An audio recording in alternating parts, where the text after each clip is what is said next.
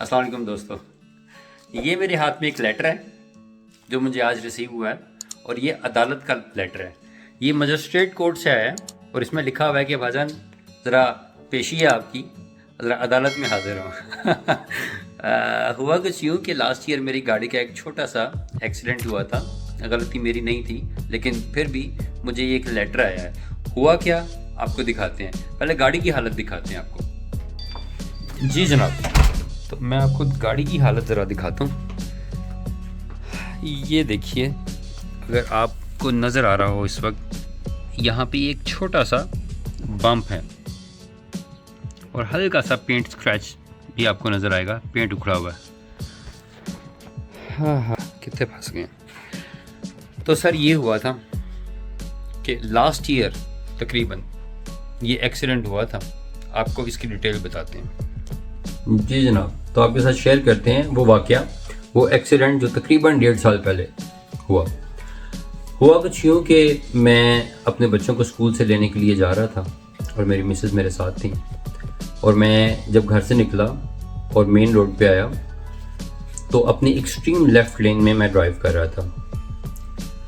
Extreme left लेन में मैं इसलिए था क्योंकि मुझे अंदाज़ा था कि कोई भी गाड़ी किसी भी वक्त अपने राइट साइड की स्ट्रीट में टर्न कर सकती है, क्योंकि मेन रोड के अंदर बहुत सी स्ट्रीट्स निकलती हैं और लोग अपने घरों को जाते हैं, तो नॉर्मली वो राइट लेन में टर्न करते हैं।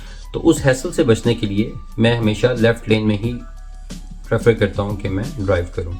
तो मैं लेफ़्ट लेन में, एक्सट्रीम लेफ़्ट लेन में ड्राइव कर रहा था और इसी तरह हुआ कि किसी बंदे ने आगे राइट स्ट्रीट में टर्न करना था, तो उसने अपनी वहाँ पे गाड़ी स्टॉप की और उसके पीछे 6-7 गाड़ियाँ और स्टॉप कर गईं और वो एक क्यू बन गई।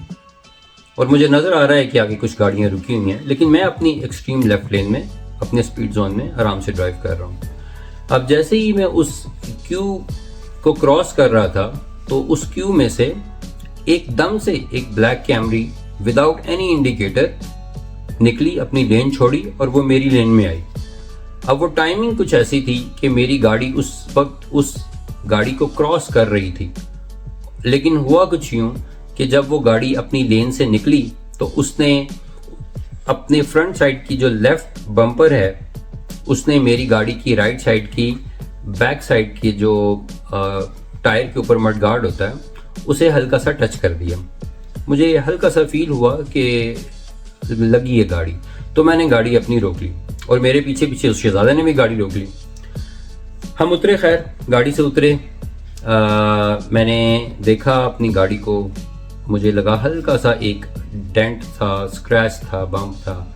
मैंने उसकी गाड़ी को भी देखा, उसका बम्पर कुछ भी नहीं था, हल्का सा कोई एक आधा हल्का सा स्क्रैच आया होगा जो कि शायद विजिबल भी नहीं था। एनीहाउ, हमने अपनी ड्राइवर्स डिटेल्स एक्सचेंज की, मैंने उसकी गाड़ी की पिक्चर्स ली, अपनी गाड़ी की पिक्चर्स ली, उसने भी पिक्चर्स ली, हमने एक दूसरे की ड्राइवर्स डिटेल्स शेयर की, एक दूसरे के नंबर एक्सचेंज किए और हमने एक दूसरे को गुड बाय कहा और हम आगे आ गए।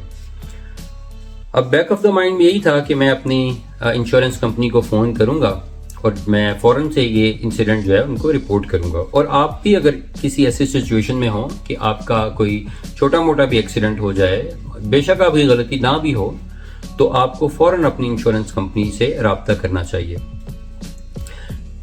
मैं चूँकि बच्चों को लेने जा रहा था, देर हो रही थी, तो मैं फ़ौरन से पहले बच्चों के स्कूल पहुँचा और स्कूल के अंदर पहुँचा, मिसेस के साथ बच्चों को उनके हवाले किया और मैं वहीं एक कॉर्नर में खड़ा होकर मैंने फ़ौरन अपनी इंश्योरेंस कंपनी को फ़ोन मिला दिया।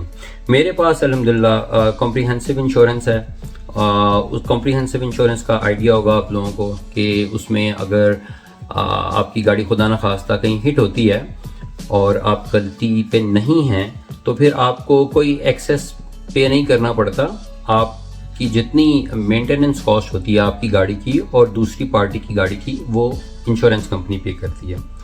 तो मेरे पास कॉम्प्रिहेंसिव इंश्योरेंस थी। मैंने उनको बताया कि अभी 20 मिनट पहले एक छोटा सा इंसिडेंट हुआ है, एक गाड़ी ने मुझे बैक से हिट किया है और मेरी कोई गलती नहीं है। पूरी स्टोरी मैंने इनको सुनाई और मैंने उस स्ट्रीट की भी पिक्चर्स ले ली थी जिस स्ट्रीट के सामने मैं खड़ा हुआ था। मैंने वो पूरी पिक्चर्स उनको उसी वक्त फॉरवर्ड की, ईमेल की और फ़ोन के ऊपर उन्होंने मेरा क्लेम जो है वो फाइल किया और उन्होंने कहा कि आपका क्लेम अप्रूव हो गया है और हम इसको परस्यू करेंगे।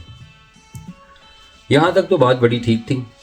अब मुझे कुछ दिनों के बाद उनकी कॉल आई कि चूँकि आपकी गाड़ी हीट हुई है तो आप किसी भी डेजिग्नेटेड जो उनके नॉमिनेटेड वर्कशॉप मैकेनिक्स होते हैं उनसे जाके तो आप उसको रिपेयर करवा लें। जो मेरे घर के नज़दीक तरीन मैकेनिक जो उनके पैनल पे था, मैं वहाँ पे गया और उसने गाड़ी देखी। हालांकि गाड़ी को कुछ भी नहीं हुआ था, इट्स वेरी माइनर टच और वो नोटिसेबल भी नहीं था शायद, लेकिन वो मैकेनिक्स हैं, ज़ाहिर है उन्होंने भी बताना है कि हम भी बैठे हैं। तो उसने मुझे कहा भाईजान आप गाड़ी छोड़ दें और 5 दिन के बाद आप गाड़ी ले लें।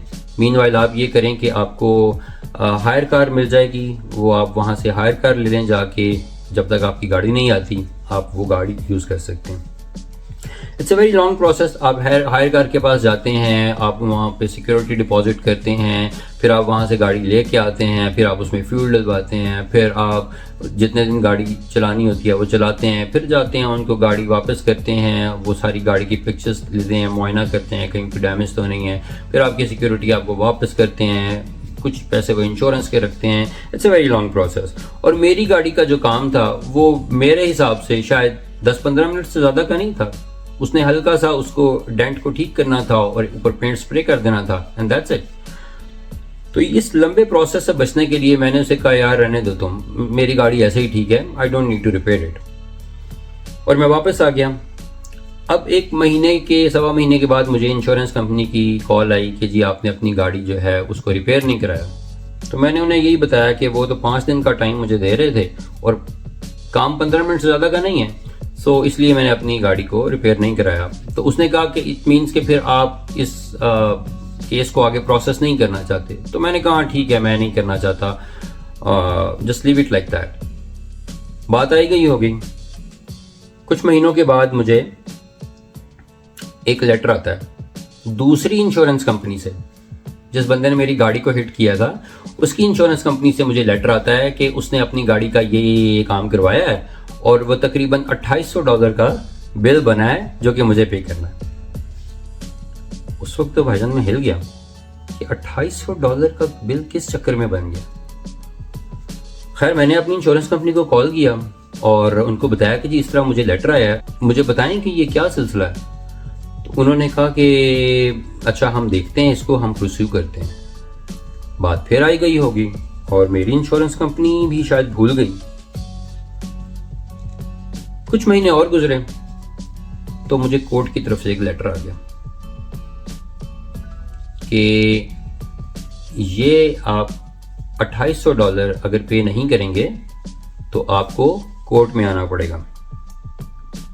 Well it was a big news. तो मैंने दोबारा फिर अपनी इंश्योरेंस कंपनी को कॉल की और मैंने उनको बताया कि ये देखें कि मुझे आज एक कोर्ट से लेटर आया है और मेरा तो इसमें कोई फॉल्ट नहीं है और मैं ऑलरेडी आपको बता चुका हूँ, तमाम पिक्चर्स आपके पास हैं, एविडेंस है, पूरी स्टोरी मैंने आपको लिख के बताई है कि इसमें मेरा कोई फॉल्ट नहीं है और $2800 तो वैसे ही समझ से बाहर है। तो वो लेडी ने मुझे बताया कि चूंकि आपने अपना केस प्रोसेस नहीं किया था, अपना क्लेम प्रोसेस नहीं किया था और उस केस को वहीं रोक दिया था, तो इसलिए हमने आपका वो जो क्लेम था उसको बंद कर दिया और हमने उस केस को परस्यू नहीं किया।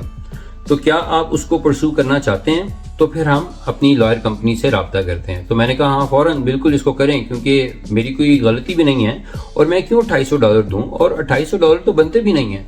अब वो उस शहजादे ने चालाकी ये की कि उसने अपनी गाड़ी की अच्छी खासी रिपेयर करवाई जो शायद पहले ही काफ़ी जगहों से लगी हुई होगी। उसने बैक साइड का बम्पर भी करवाया, उसने पीछे पेंट स्प्रे भी करवाया, उसने कोई लाइट भी ठीक करवाई और वो पूरी चीज़ें उसने उस डॉक्यूमेंट में मुझे भेजी हुई थी कि मैंने ये काम करवाया और इसके $2800 बनते हैं। फिर मैंने अपनी इंश्योरेंस कंपनी से कहा कि आप जो भी लॉयर है उसे हायर करें और मेरा केस प्रोसेस करें, इसको परस्यू करें। फिर फाइनली एक लॉयर से उन्होंने रब्ता किया जो उनके पैनल पे था। उसने फिर मुझसे, लॉयर ने, बीबी ने रब्ता किया और उसने मुझसे दोबारा से वो सारी डिटेल पूछी और मैंने उसको बताई कि इस तरह से हुआ था, मेरी गाड़ी का कुछ भी नहीं हुआ था, कोई इतना मेजर एक्सीडेंट नहीं था, बल्कि वो जो गाड़ी हिट हुई थी वो तो नोटिसेबल भी नहीं था, पता भी नहीं चलता था कि गाड़ी लगी भी है या नहीं लगी। तो इसलिए, और मेरी जो वर्कशॉप का जो मैकेनिक था उसने मुझे 5 दिन दिए थे ठीक करने के लिए, जो कि 5, 7, 10 मिनट से ज़्यादा का काम नहीं था। तो मैंने उस झंझट और ख्वारी से बचने के लिए अपना केस जो है वो परस्यू नहीं किया। तो बहरहाल उसने कहा कोई बात नहीं, अब हम इसको करते हैं।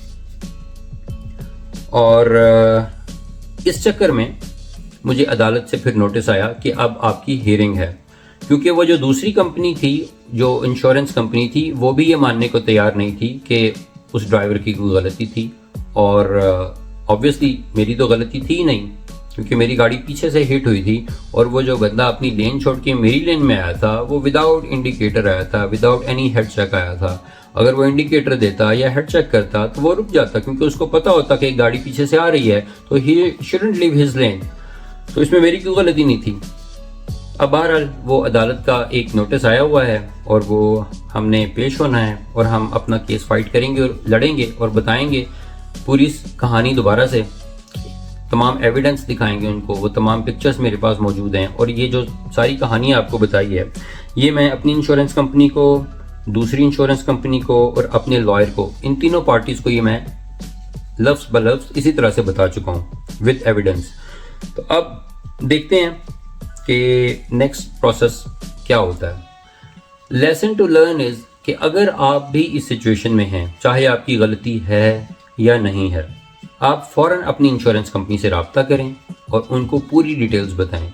जैसे ही आप किसी इंसिडेंट में इन्वॉल्व हों, आप तमाम डिटेल्स कलेक्ट करें, आप गाड़ी की पिक्चर्स लें, आप दूसरे ड्राइवर की डिटेल्स लें, उसका फ़ोन नंबर लें, उसकी गाड़ी का रजिस्ट्रेशन नंबर नोट करें, उसका ड्राइवर्स लाइसेंस लें और ये तमाम चीज़ें फ़ौरन अपनी इंश्योरेंस कंपनी से डिस्कस करें और अपना क्लेम लॉन्च करें। गाड़ी की इंश्योरेंस होना बहुत ज़रूरी है और खुदा न खास्ता अगर मेरे पास ये इंश्योरेंस ना होती तो भाईजान $2800 देना पड़ना था मुझे। I hope it helps.